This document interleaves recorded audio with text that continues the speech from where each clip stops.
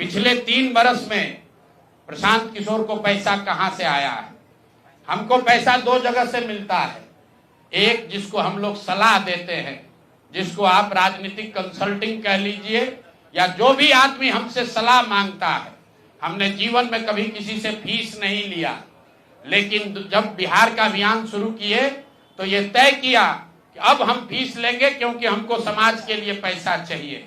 तो 2021-22 से जिसने भी प्रशांत किशोर से मदद ली है, जिसने भी हमसे सलाह लिया है, वो चाहे कंपनी हो या पॉलिटिकल पार्टी, पहली बार अपने जीवन में मैंने ये भी किया है कि अगर कंपनी को भी, किसी बड़े बिजनेस हाउस को भी मेरे से सलाह चाहिए, उसका मैं फीस लेता हूं।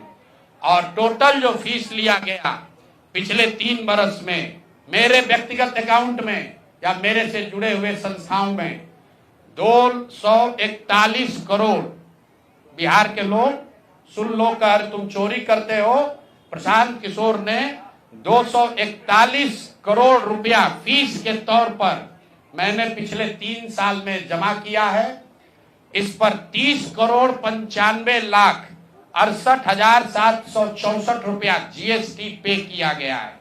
ध्यान रखिए कि जो पैसा हम लोग सलाह देते हैं, उस पर जो फीस मिलती है, उस पर 18% भारत सरकार को जीएसटी देते हैं। तो 241 करोड़ रुपया हमने फीस के तौर पर लिया 3 बरस में, और उस पर 30 करोड़ 95 लाख रुपया हमने जीएसटी भरा।